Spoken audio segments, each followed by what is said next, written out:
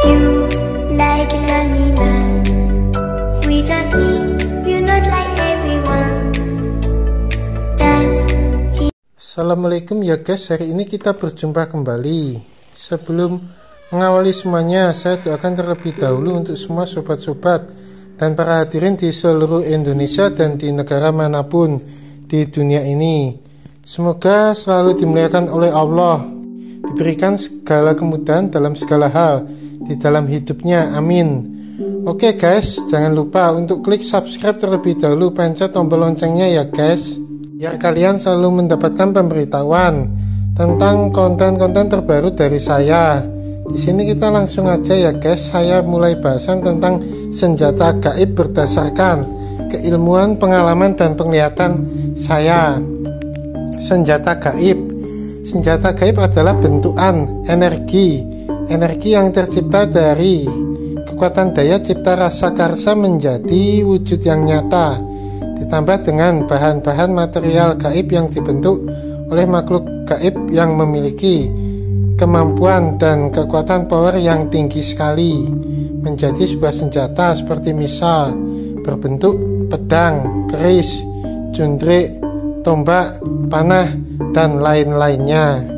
Senjata gaib dapat juga bisa dimasukkan dalam tubuh seseorang, dan tanda-tanda senjata gaib jika sudah dimasukkan dalam tubuh adalah di awal akan merasa panas di area tubuh yang dimasukkan, terasa kencang tekanan di titik area yang dimasukkan, aliran darah terasa tersendat, kemudian lancar berulang-ulang hingga akan normal dengan sendirinya ketika tubuh sudah terbiasa.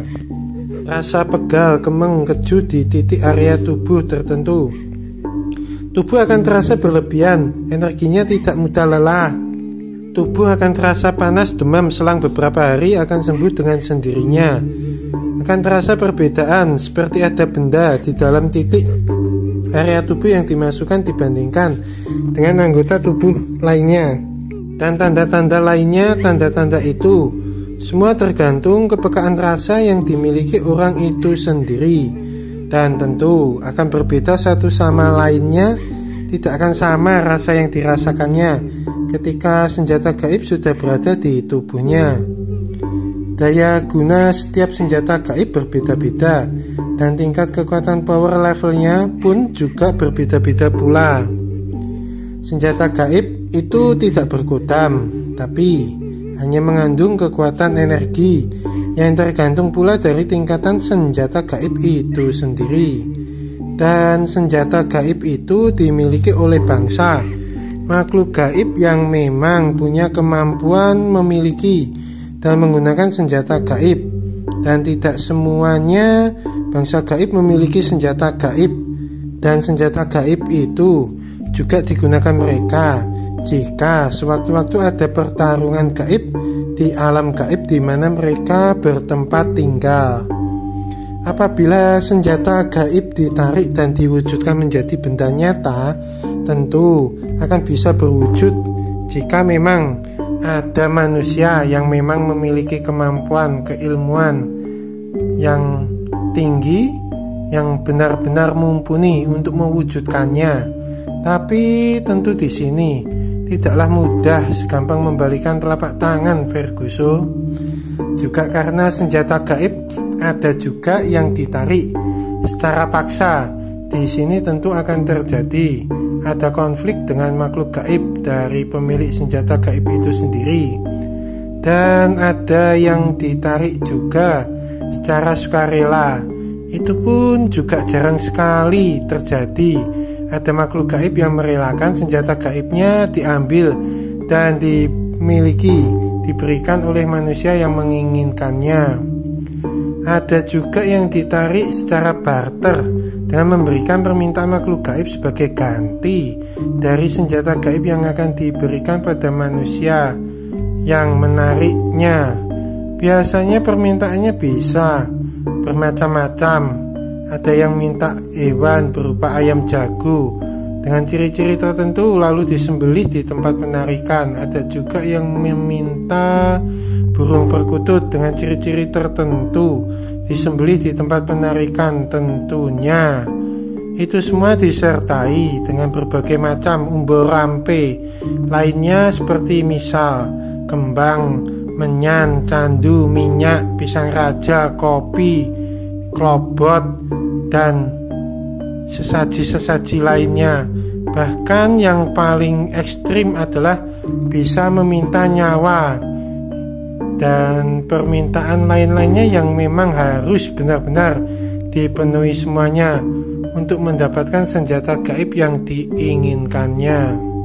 Mereka manusia yang bisa menarik senjata gaib di alam gaib pasti dibantu oleh makhluk gaib juga yang bisa berasal dari keilmuan atau diberikan oleh gurunya yang nantinya akan dipergunakan membantu membackup dari belakang dengan cara setengah merasuki tubuh si penarik senjata gaib. Biasanya akan membantu membackup dari belakang dengan memberikan energi kepada manusia yang menarik senjata gaib di alam gaib.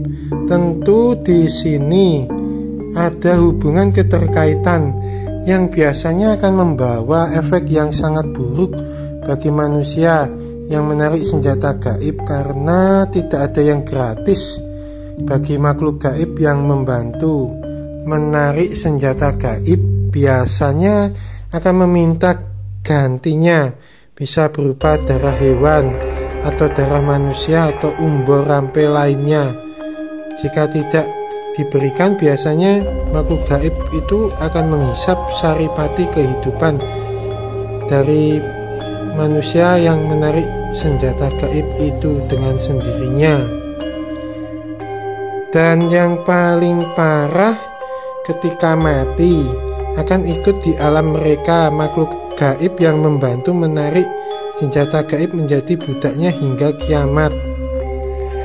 Dan rata-rata sebagian besar hidup orang yang suka menarik senjata gaib dan menjadikan sebagai pekerjaan, lalu memaharkannya atau dijual, hidupnya biasanya di masa-masa tuanya akan sangatlah susah, sengsara sekali. Suatu saat bisa akan terkena imbas dari perbuatannya sendiri yang sering menarik senjata-senjata gaib dari alam gaib. Tentunya itu sangat fatal, buruk sekali. Ketika saat menjelang usia tua akan terkena karma akibat dari perbuatannya di masa mudanya. Di saat-saat kuatnya sering sekali menarik senjata-senjata gaib dengan memaksa merampas milik makhluk gaib. Dan karma akibatnya seperti misal hidupnya di usia tua akan rentan sekali ya guys, dengan serangan balasan dari makhluk gaib yang dendam, dikarenakan senjata gaibnya itu diambil paksa, dirampas. Biasanya di saat usia tuanya mengalami sebuah insiden kecelakaan, tahu-tahu seperti biasa, hal biasa, tahu-tahu itu menjadi parah ya guys. Seperti misalkan mengalami rabun mata, sukar untuk melihat, lumpuh tiba-tiba, sakit-sakitan, jika diperiksa dokter tak nampak apapun. Bahkan yang paling fatal adalah menjadi ranjang amben, terkena stroke, lumpuh, tak bisa apa-apa, hanya bisa makan, minum pun itu juga harus disuapi oleh orang lain. Bahkan kencing dan berak pun bisanya ya hanya berada di tempat tidur. Jadi memang benar-benar konsekuensi yang diterima itu sangatlah berat sekali bagi manusia yang pandai memiliki ilmu untuk menarik senjata gaib di alam gaib jika salah menggunakan keilmuannya. Tapi bagi yang mengerti dan memahami, tentu tidak akan sembarang ya guys mereka melakukan. Biasanya karena mengejar nafsu dan kebutuhan ekonomi, biasanya yang mereka itu lakukan. Dan mereka merasa bisa tidak mengingat juga bahwa manusia itu pun bisa lemah suatu masa nantinya. Bila mendapatkan senjata gaib, biasanya pemilik makhluk gaib dari senjata gaib itu akan ikut mancing masuk juga di dalam senjata gaib itu sendiri. ikut mendampingi dan menyertai pemilik dari senjata gaib, yaitu manusia yang benar-benar bisa menarik senjata gaib itu sendiri dari alam gaib. Dan biasanya bagi orang yang benar-benar bisa menarik senjata gaib, justru malah tidak akan ataupun memiliki keinginan menarik senjata gaib, dikarenakan mereka itu tahu sekali akan ada konsekuensi yang berat yang bisa berbalik mencelakakan dirinya sendiri, bahkan bisa menimpa nyawa dirinya serta sanak keluarganya jika melakukan kesalahan fatal di dalam proses menarik senjata gaib itu sendiri ya guys. Karena bisa membuat makhluk gaib pemilik senjata gaib itu bisa marah, dendam kesumat selamanya, terus mengincar lengahnya, titik lemahnya dan kematian dari si penarik senjata gaib itu sendiri. Terutama sanak keluarganya yang paling lemah akan diserang, dilukai, dibunuh biasanya dengan muncul penyakit yang tiba-tiba ataupun tiba-tiba terjadi kecelakaan yang biasa tapi tak bisa dinalar seperti sepele, tapi tahu-tahu nyawanya hilang, dan setelah meninggal akan diajak dan dibawa ke alamnya makhluk gaib pemilik senjata gaib itu sendiri, menjadi budaknya hingga kiamat. Jadi memang benar-benar berat sekali konsekuensi yang harus diterima jika salah mendaya gunakan keilmuannya. Jadi karena hal itulah benar memang di hari itu ya kamu itu kuat sekali, tapi suatu saat pasti kamu akan mengalami ada di dalam kondisi situasi yang terlemah di dalam hidupmu. Saat-saat itulah yang selalu ditunggu-tunggu oleh makhluk gaib yang memiliki dendam kesumat akan membalas tepat di titik kelemahan apesmu. Maka biasanya karena disebabkan hal itu membuat orang yang memiliki kemampuan benar-benar dalam menarik senjata gaib sangatlah benar-benar berhati-hati, tidak main asal dan ngasal ngawur dalam mengambil senjata gaib di alam gaib. Dan juga untuk semuanya selalu berhati-hatilah juga dalam dunia tarik-menarik senjata gaib di alam gaib, karena ada sebagian oknum manusia yang mengaku-ngaku bisa menarik senjata gaib di alam gaib, padahal itu hanya memakai trik-trik seperti mirip sulap dengan kecepatan tangan dan bantuan ilmu hipno yang disalahgunakan tentunya di sini. Ada juga oknum yang memakai ilmunya dengan bantuan makhluk gaib dengan cara hanya memindahkan bendanya saja dari satu tempat ke tempat satunya, dan bukan menarik ataupun mengambil dari alam gaib, dan bendanya itu hanya dipindahkan, dan barang yang dipindahkan benda itu pun membeli di pasar yang menjual pusaka jimatan yang dijual bebas di pasaran. Jadi itu bukan senjata gaib yang dari alam gaib ya guys. Ada juga dengan komplotan oknum tersebut menaruh senjatanya terlebih dahulu di suatu tempat tanpa diketahui oleh korbannya, lalu besoknya mendatangi tempat itu dengan berpura-pura menarik gaib senjata gaib itu, padahal senjata itu sudah ditaruh oleh komplotan oknum itu sebelumnya, dan tentunya ujung-ujungnya nantinya sudah pasti oleh oknum tadi akan dimintai uang sebagai mahar ganti minyak yang lumayan mahal sebagai ganti jasa menarik senjata gaib yang didapatkan. Padahal kita mengerti tentunya di sini itu bukanlah asli dari alam gaib senjata gaib itu sendiri. Tingkatan senjata gaib itu bermacam-macam, juga yang terkuat adalah senjata milik para dewa, dan dewa itu berada di dimensi alam yang berbeda. Tingkatan alamnya sangat tinggi dimensinya dibanding dimensi-dimensi alam lainnya. Senjata gaib di alam gaib banyak sekali macam-macam bentuknya. Senjata gaib digunakan sesuai fungsi dan tujuannya. Pada awalnya senjata gaib ini diciptakan oleh para dewa dan para iblis, lalu bertebaranlah di segala tempat di alam semesta ini. Senjata gaib ini memiliki level tinggi, level sedang, dan level lemah. Biasanya senjata gaib akan diberikan ke manusia yang membutuhkan, dan tergantung lelaku mereka juga untuk mendapatkannya. Setiap para dewa mampu menciptakan senjata dewa sesuai dengan karakter mereka. Bahkan kadang mereka, para dewa, juga bersama-sama membuat pusaka dewa yang superior untuk melindungi alam dewa dari gangguan iblis maupun bangsa gaib yang jahat lainnya. Para dewa biasanya menciptakan senjata terkuat untuk melawan para iblis yang paling sakti, paling jahat. Senjata gaib ciptaan dewa itu termasuk level atas ya guys. Para iblis menciptakan senjata terkuat juga untuk melawan para dewa demi menguasai jagat raya. Senjata ciptaan iblis juga termasuk level atas, tapi tentunya masih di bawah kekuatan senjata para dewa. Untuk level sedang dan level bawah, senjata gaib biasanya diciptakan oleh bawahan ataupun pemuja para dewa, ataupun oleh bawahan atau pemuja para iblis. Senjata gaib level atas tersebar di area-area tertentu di alam gaib, memiliki kekuatan-kekuatan yang sangatlah luar biasa sekali, sehingga dapat mempengaruhi medan kekuatan alam dunia gaib dan alam dunia nyata. Jika berpindah ataupun terambil, akan bergoncang di daerah itu, menjadikan bencana di area situ, di daerah itu dengan sendirinya.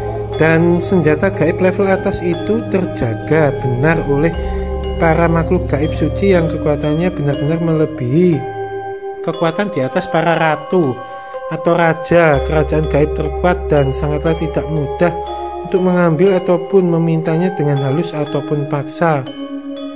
Bahkan para danyang di area itu pun tidak akan mampu juga untuk mengambil atau meminta secara paksa. Untuk senjata gaib level sedang dan level bawah banyak dimiliki oleh makhluk-makhluk gaib dimanapun berada. Bahkan kerajaan gaib pun memiliki segudang senjata di gudang pusaka berlevel sedang dan berlevel bawah yang terbaik, dan tidak tertutup kemungkinan ya guys, dari salah satu kerajaan gaib yang terbesar di alam gaib juga memiliki satu pusaka gaib level atas. Bahkan perang gaib pun juga ada di alam gaib, memperebutkan senjata gaib yang memiliki kekuatan tinggi level atas di antara kerajaan-kerajaan bangsa gaib yang tentunya nantinya bisa digunakan untuk mengamankan teritori kekuasaan daerah mereka dan memperkuat kedudukan kerajaan gaib mereka di alam gaib. Daya guna pusaka gaib level tinggi adalah dapat menambah daya power kekuatan dan menambah keilmuan bagi pemiliknya. Dapat digunakan untuk menyembuhkan orang, membuat pagaran gaib untuk pengasihan, dan lain-lain fungsi tergantung kekuatan senjata gaib itu sendiri dan kemampuan si pengguna senjata gaib itu sendiri.